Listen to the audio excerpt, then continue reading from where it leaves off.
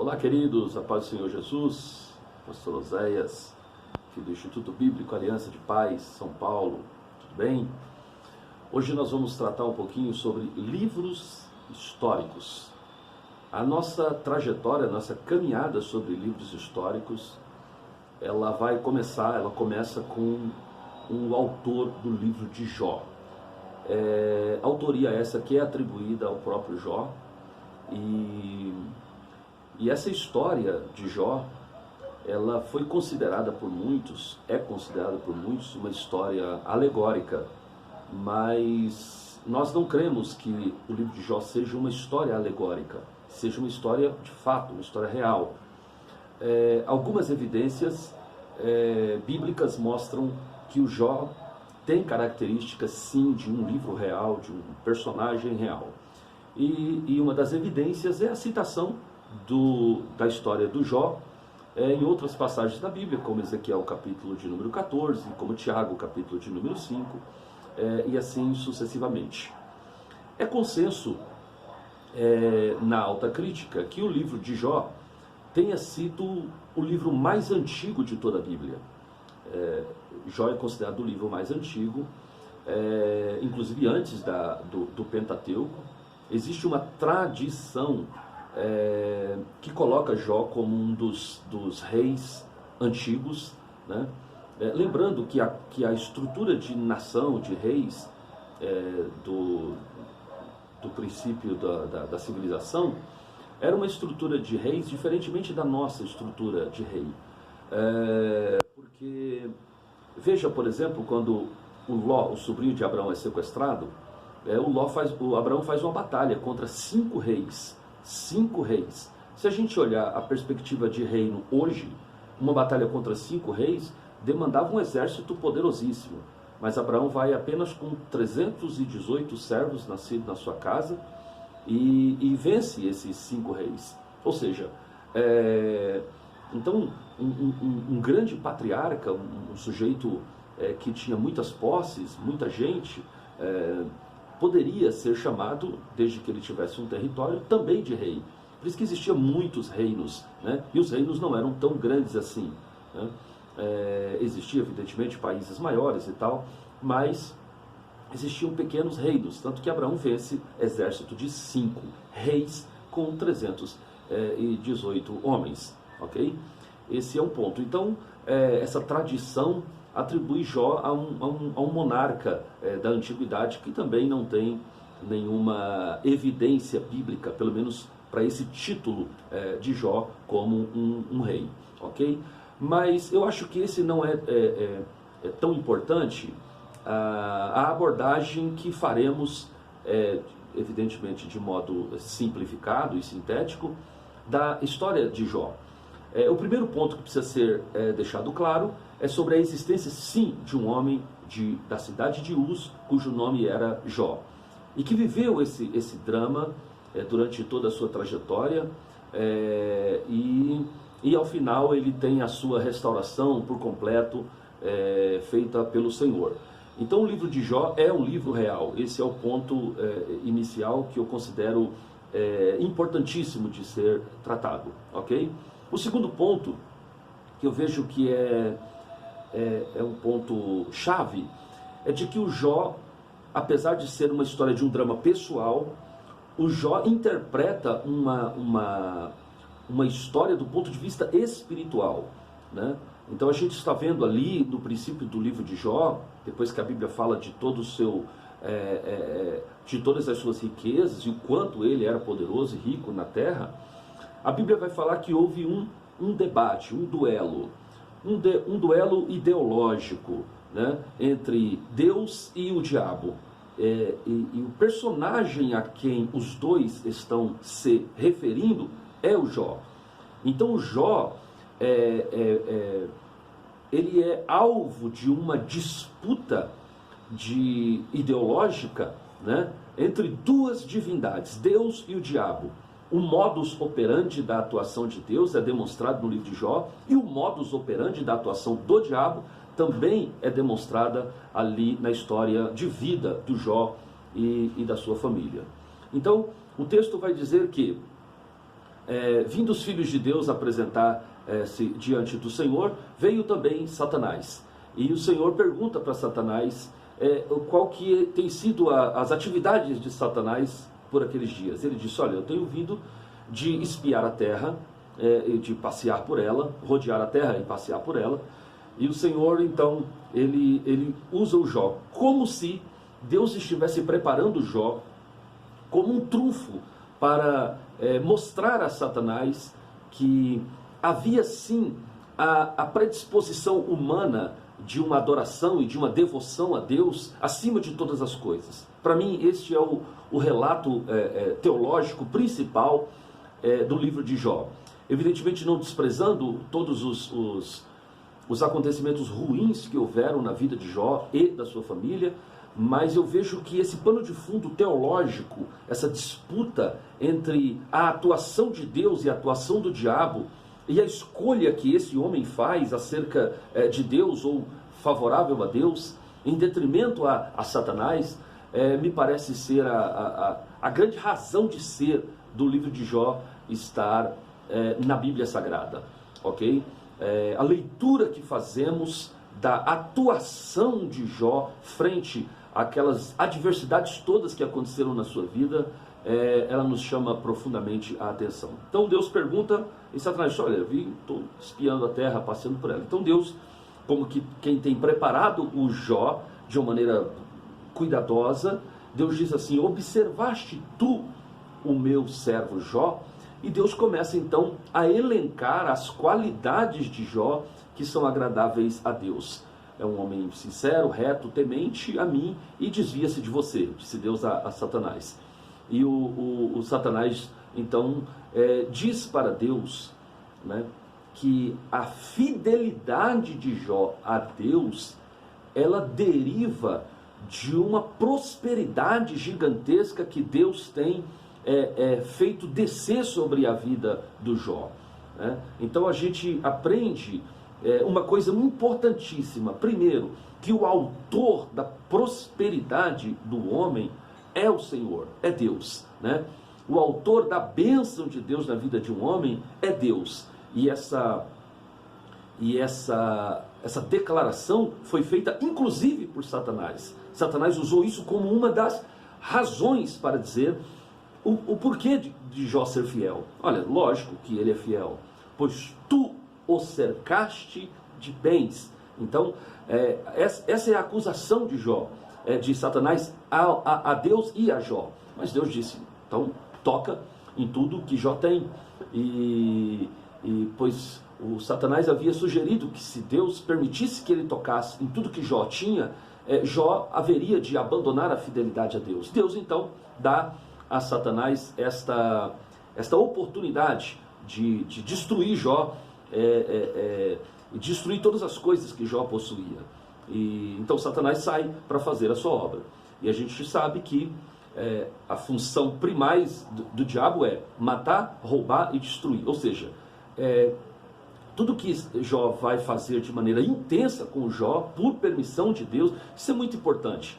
Eu acho que toda a ação do diabo, e a gente aprende um outro princípio espiritual poderoso na história de Jó, é que toda a ação do diabo contra a vida de Jó precisa necessariamente ter a aquiescência, ou seja, a permissão de Deus.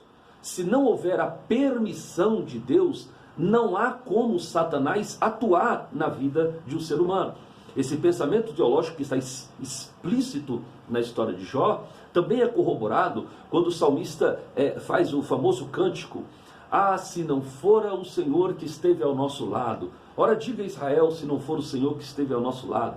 Quando os inimigos se levantaram contra nós. E o salmista continua cantando: então eles, os inimigos, teriam nos engolido vivo quando a sua fúria se acendeu contra nós. Aí ele canta louvando: mas graças a Deus, que Deus não nos deu por presa aos seus dentes. Antes, a nossa alma escapou como um pássaro do laço do passarinheiro. O laço quebrou-se e nós escapamos. Então, a gente vê nesse salmo e na história de Jó que não há a menor possibilidade de Satanás agir contra a vida do ser humano sem que essa ação do diabo tenha a permissão de Deus. Deus precisa permitir que o diabo toque na vida de quem é de Deus. Ok? Muito bem. Então agora o Satanás então sai a fazer a sua obra.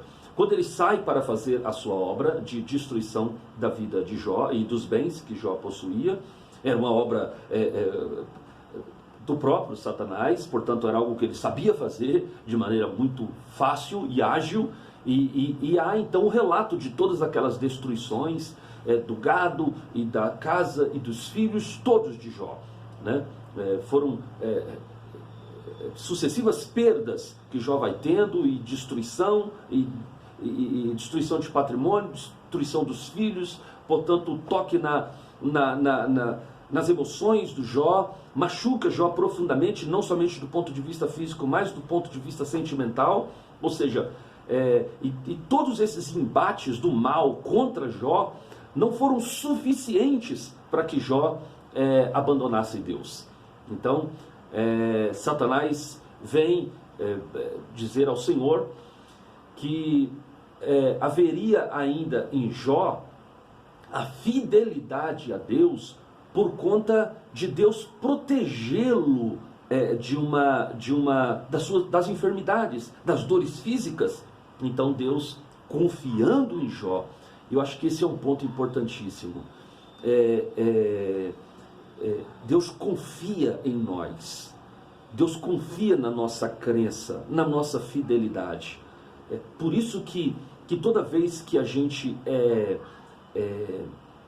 combatido contra Satanás pelo pecado, pelas tentações, e de alguma forma a gente cai na tentação, nós estamos de certa forma também decepcionando quem confiou muito na nossa fidelidade. Por isso que há que se ter uma disposição muito poderosa para lutar contra os desvios, as quedas, a infidelidade, as palavras torpes, as palavras perversas, porque todas essas coisas que falamos contra Deus, ou atitudes que fazemos contra Deus, elas decepcionam um Deus que sempre investiu e sempre confiou na nossa fidelidade. Por isso, ser fiel a Deus é também uma questão de, como que eu posso dizer? É uma questão de você abrir mão da sua própria vontade no intuito de agradar a Deus. Então, a fidelidade do homem é algo que agrada profundamente a Deus e mostra a confiança que Deus depositou ao homem, é sim uma confiança digna para esse ser humano, ok? Então, depois da destruição financeira, o diabo agora vai destruir a saúde de Jó e ataca ali uma lepra, e o texto sagrado diz que da planta dos pés até o alto da cabeça.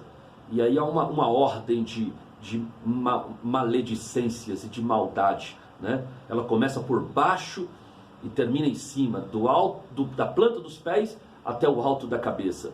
Se você for ver lá no final do livro de Jó, na restauração de Deus para a vida de Jó, a restauração começa do alto da cabeça até a planta dos pés. Ou seja, o falso ditado de que o que vem de baixo não nos atinge, atinge sim. E o que vem de baixo e nos atinge é uma obra de Satanás, porque a restauração e a bênção de Deus, ela vem do alto da cabeça até a planta dos pés, ok? Então, o Jó, ele perde a sua saúde. O que lhe sobra é uma esposa que está murmurando, e eu não quero defender a esposa de Jó, mas era algo absolutamente natural. A reclamação daquela mulher era algo absolutamente natural. Ela não tinha com o Senhor a mesma identidade, a mesma comunhão que o seu esposo, o Jó, tinha. A Bíblia diz que quando os filhos pecavam, o próprio Jó fazia sacrifícios por ele, e não a sua esposa, ele, o Jó. O Jó temia Deus. Então, quando Deus apresenta como homem da fidelidade a Satanás, ele apresenta o Jó e não o casal. E As palavras daquela mulher estão recheadas de sentimento humano, absolutamente natural, para quem não tem fé, para quem não conhece Deus de modo próximo, como Jó conhecia, né? Imagine uma mãe perder um filho, é algo absurdo, impossível de trazer uma explicação. Agora imagine uma mãe perder 10 filhos de uma vez só, né? De ver todo o patrimônio do seu marido ser dilapidado quase que instantaneamente. E ainda ver esse homem adorando a Deus e mantendo a sua fidelidade. Então o fato dela dizer, abandona o teu Deus e morre, inclusive a expressão no original hebraico não é amaldiçoa o teu Deus e morre, sim, abençoa o teu Deus e morre. Aí na tradução resolveram colocar a palavra amaldiçoa, mas o verbo no original é abençoa o teu Deus e morre. Essa mulher então, ela está dizendo, desiste da fé. Servir a Deus não está lhe servindo absolutamente nada, né? Abandona esse Deus e morre.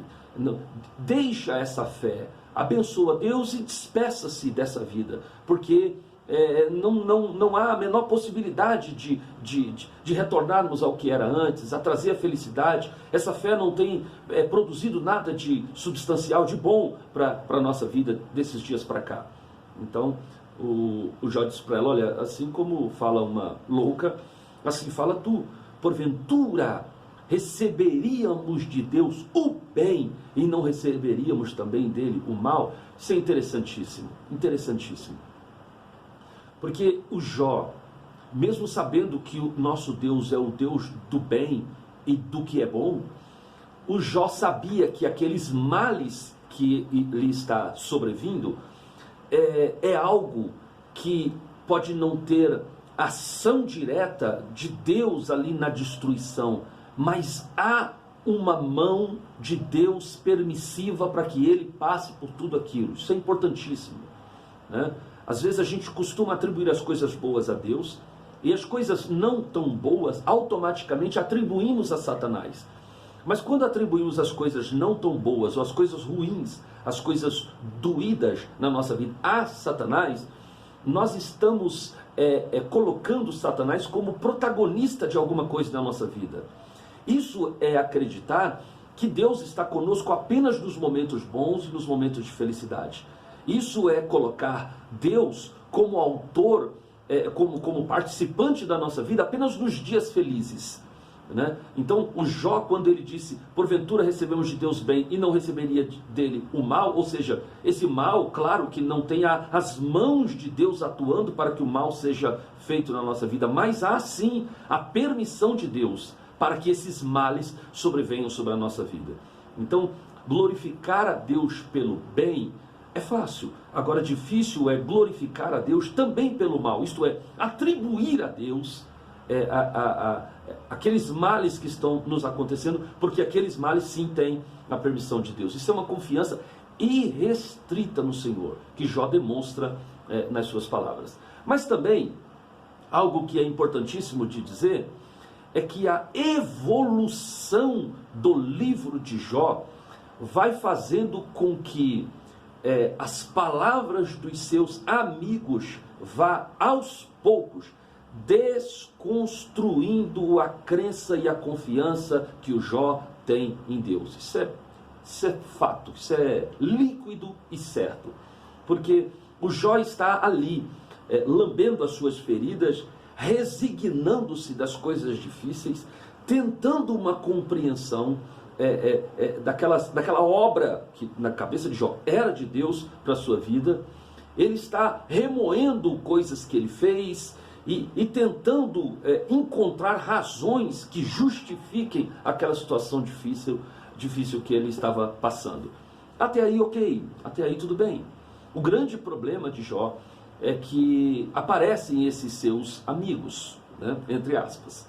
Eu digo amigos entre aspas porque eles eram sim amigos de Jó, mas as palavras que saem da boca daqueles amigos não são palavras que fortalecem a amizade, não são palavras que colocam o Jó para um caminho de compreensão de que o porquê do que está acontecendo na sua vida. Então, esses amigos que Jó tem não estão levando Jó a uma compreensão equilibrada das coisas que está acontecendo. Então eu começo a entender que todo o desenrolar do livro e como Jó vai aos poucos se desviando do propósito de Deus ao longo do livro, a gente vai ver isso, tem por origem e por culpa os seus amigos que estão à sua volta. Ok? Então nós vamos tratar disso no nosso próximo vídeo. Ok?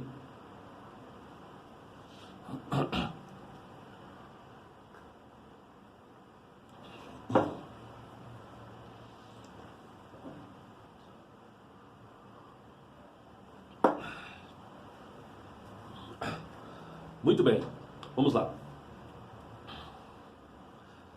Vamos lá. Então, o livro de Jó mostra então a ascensão ou o aparecimento desses seus amigos e a ascensão desses amigos que mexeram poderosamente com o comportamento de Jó. Primeiro, esses amigos chegam com uma atitude de fato de amigo.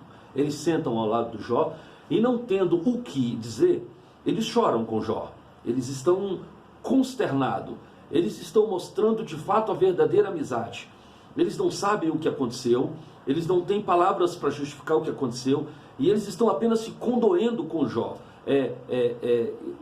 entendendo o momento difícil e atribulado que Jó está vivendo. Mas depois eles começam a abrir a sua boca. E aí aqueles três homens, eu até considero, já disse algumas vezes aos meus alunos, que se existisse, esses livros estão elencados nos chamados livros poéticos. Tem livros históricos, livros poéticos, livros dos profetas.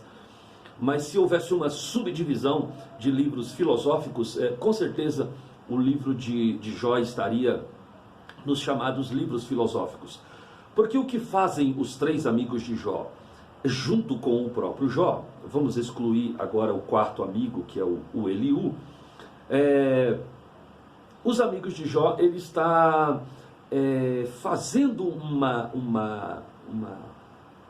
um compartilhamento de ideias com Jó, ideias filosóficas, na tentativa de compreender como funciona a dinâmica de Deus na vida do homem. Veja, e eles começam a entender que o nosso Deus é um Deus de ideias simples. Alguém faz uma coisa boa, tem uma recompensa boa. Alguém faz uma coisa não tão boa, não tem uma recompensa não tão boa. Alguém faz uma coisa drástica e acontece um resultado drástico.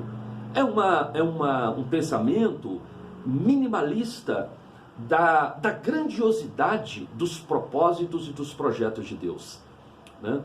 Se a gente olhar por esse prisma, a gente vai ver que o próprio José, lá na frente, ele não plantou nada para colher tantos malefícios durante a sua vida, até o dia em que ele se torna o Zafenate Paneia.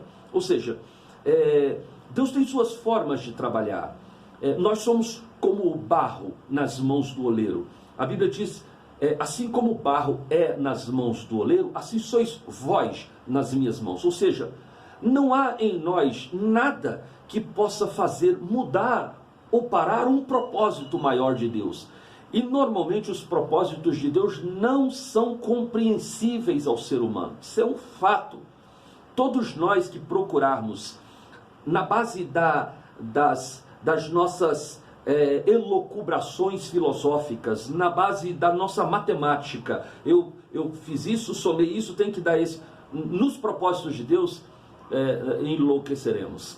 Porque Deus tem formas absurdas de trabalhar. O profeta disse que e o Senhor Deus se levantará para fazer a sua obra, a sua estranha obra. E ele se levantará para fazer o seu ato, o seu estranho ato. Ou seja, Deus tem formas estranhas de trabalhar.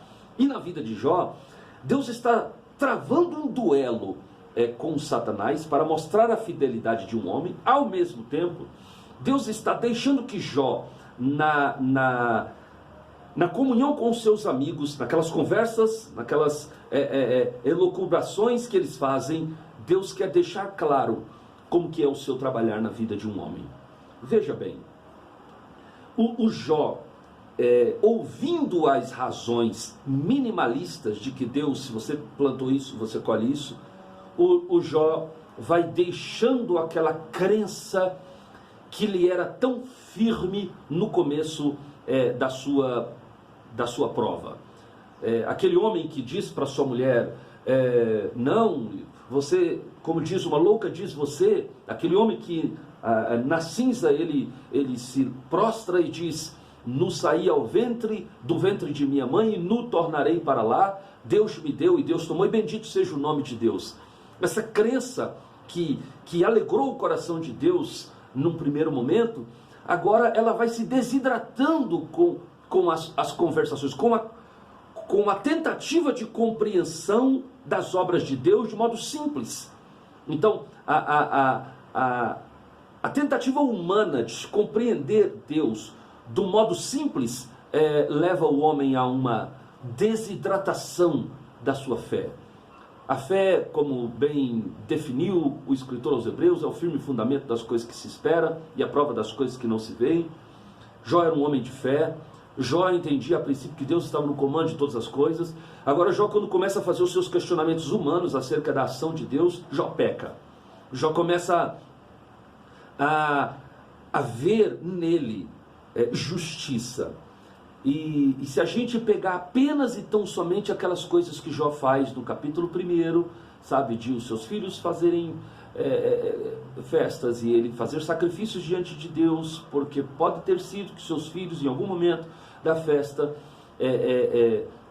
transgrediu Deus e ele faz sacrifício pelos filhos. É um homem bom, é um homem honrado, é um homem que dá a paga justa, como ele próprio diz, aquele homem que nunca retribuiu o mal com o mal, como ele diz aos seus amigos. Se a gente olhar o Jó apenas sob esse aspecto, a gente vai dizer que o Jó, de fato, ele tem razões, muitas razões, nas suas ponderações contra Deus. Acontece que a mão de Deus, a bondade de Deus, nunca é atribuída ao homem por causa da bondade do homem. Consegue entender isso? Nunca Deus será bom para o homem porque esse homem é bom. O mistério da graça sempre revela um homem ruim que Deus deu a ele aquilo que ele não merece. É o famoso conceito da graça e da misericórdia, né? A graça é a capacidade que Deus tem de dar ao homem um favor que esse homem não merece. E a misericórdia é a capacidade que Deus tem de não dar ao homem o castigo que esse homem merece. Então, o Jó não entendia isso. O Jó estava buscando razões em si. E todas as vezes que na nossa relação com Deus a gente vai buscando razões em nós para justificar o carinho de Deus, a bênção de Deus, pecamos. E o Jó pecou. Cresceu tanto nessas convicções de que era alguém absolutamente importante e relevante para os propósitos de Deus, que ele chama Deus para um duelo, né? E ele diz assim: ah, Senhor, se eu pudesse chegar ao teu tribunal, né? Veja a arrogância e a petulância de Jó. Se eu pudesse encontrá-lo frente a frente no tribunal, então a minha boca se encheria de argumentos e o Senhor me ouviria e não me repreenderia. Ou seja, o Senhor não tem a menor possibilidade de se contrapor às minhas razões. Foi esse homem que Jó se transformou, né? E como é que Jó se transformou nesse homem? Ouvindo as elucubrações filosóficas de pessoas que só conhecem Deus do ponto de vista humano, aqui no plano terreno. Deus trabalha de uma maneira inacessível à mente dos homens mais sábios da terra. Os caminhos de Deus são mais altos, disse o profeta Isaías, do que os nossos caminhos. E os pensamentos de Deus são mais altos do que os nossos pensamentos. Ou seja, quem quiser, do ponto de vista filosófico, compreender Deus a partir desse ponto de vista humano, enlouquecerá. Deus não é esse homem. Deus não é o homem. Deus tem a sua forma extraordinária de trabalhar. E Jó, crescendo nas suas convicções, disse: se eu pudesse chegar ao seu tribunal. E aí ele chama Deus, ele reclama de Deus, os seus amigos o convencem de que de fato Deus está aplicando a Jó uma punição da qual Jó não merece, ou se Deus está aplicando aquela punição tão grandiosa em Jó, é porque Jó em algum momento mereceu aquela punição.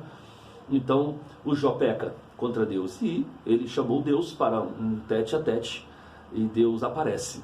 E quando Deus aparece, Deus destrói a argumentação de Jó com poucas palavras. Deus disse, as primeiras palavras de Deus: quem é este que encobre o conselho com palavras sem sabedoria? Né? O que Deus está querendo dizer é que todas as elucubrações daqueles homens e do próprio Jó era algo que encobria o verdadeiro conselho. O que Deus está querendo dizer e deixar como regra humana é que as nossas razões, por mais sapienciais que seja, as nossas razões, por mais ortodoxas que seja, elas encobrem o conselho de Deus, estão encobrindo os conselhos de Deus, e Deus chama